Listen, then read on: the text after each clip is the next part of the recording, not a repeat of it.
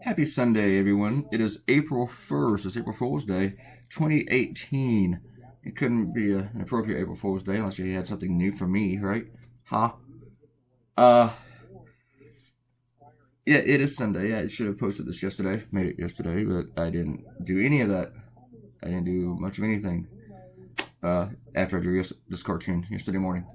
So, um, you didn't see the rough, but I actually spent a while on the first rough because I changed the angle of this about 7 times. Maybe I should have included that. Would have been a longer video though. Oh, yeah, you didn't get the layering either. I almost said Dr. Laura. I just want to call her Dr. Laura. There is a Dr. Laura, right? But Laura Ingraham decided to go after one of the Parkland survivors, David Hogg, because this is what horrible people do. If they can't take on an argument or a debate, they have to try to vilify people who they disagree with. You know, can't take them down, try to destroy their credibility. This is not a new thing for Laura Ingraham. She's already a horrible person. She has a long history of being horrible. Back in the 1980s, when she was editor of the Dartmouth Review, when she went to Dartmouth, she outed homosexual students in the paper because she sucks. I don't think she ever really officially apologized for that, but she did apologize for her homophobia in 1997. Granted, this was like 1985 when she outed those people. Didn't have to wait so long for her to apologize, sorta, for what she did to Hogg. David Hogg was talking about all the stuff he has to go through, you know, like in the normal aspects of his life, like any high school. He still has to deal with all the normal high school kid stuff, like receiving rejection letters from colleges, which every high school kid receives. And so she had to try to make fun of him for that, and just try to attack him for it. And David Hogg didn't take it sitting down. And he came back at her in a very intelligent way. He tweeted asking who her sponsors are that he was asking for a friend. And then he listed 12 of them, and he told his, I can't remember how many followers he has now. I think it was like 600,000. He told them to pick a number 1 through 12 and call them and have them boycott her show. And I think 11 of them did. It might be up to 12 now. And immediately, Laura decided to sort of apologize. She apologized for anyone being offended. That's not an apology. If I say, hey, you're fat, oh, I'm sorry if you're offended by that. That's not apologizing for saying you're fat. And then she's like, her apology was in the spirit of Holy Week. Upon further reflection, I mean, if it wasn't Holy Week, what was she going to say? Hey, eat crap, and I hope that you go to like I'm trying to think of a crappy school. Can't think of one, but you know, you get the idea. Hey, eat crap and go to Mississippi State. I don't know. I don't mean to pick on Mississippi State. My niece went there, and I have cartoons archived there. But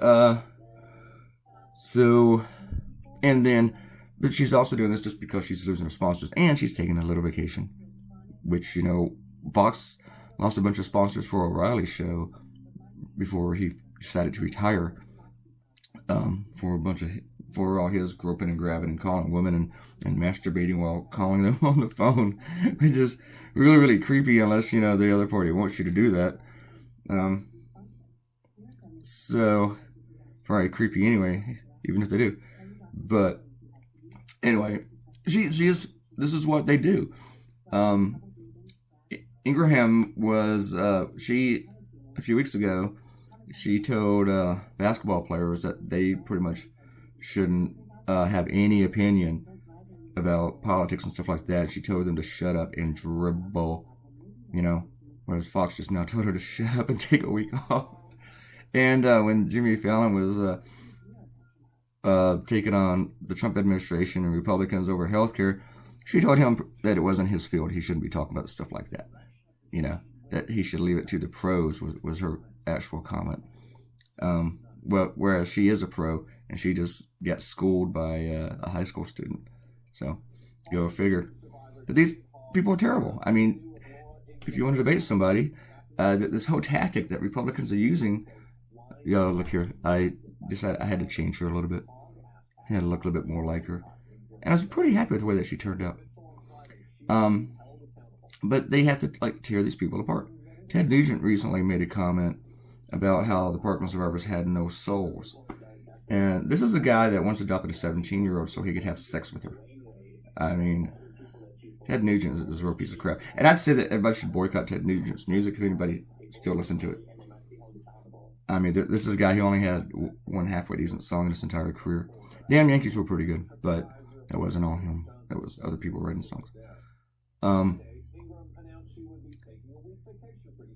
But, yeah, just horrible, horrible people. They're bad. They're actually talking about this in the news right now while I'm doing this. Yeah, I'm not a big fan.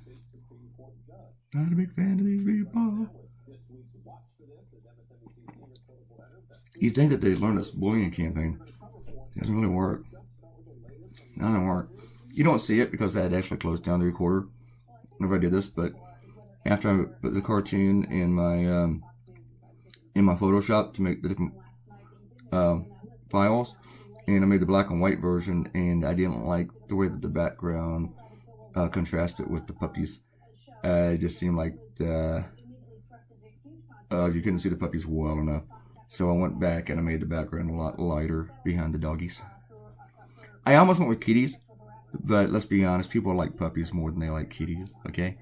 I know a bunch of people right now are going, you're losing your minds! But yeah, people like puppies more. Dogs, you know why people like puppies more? Because dogs are better. Dogs are better. Yeah, they are. They're a lot smarter. Yeah, they're a lot smarter. They have personality. They're more charming. I know. You're losing your mind. Nothing wrong with cats. Actually, there's a lot of things wrong with cats, but dogs are better.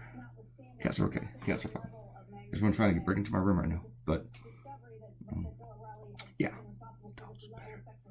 I'm gonna give some shout outs because they're probably never gonna comment here again after my comment about dogs being better than cats.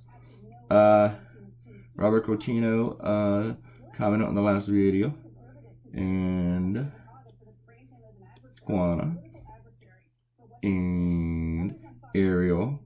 And Ariel, like the one, noticed that on the Dr. Suckup cartoon that the guy emptied all the McDonald's and Diet Cokes into the garbage can.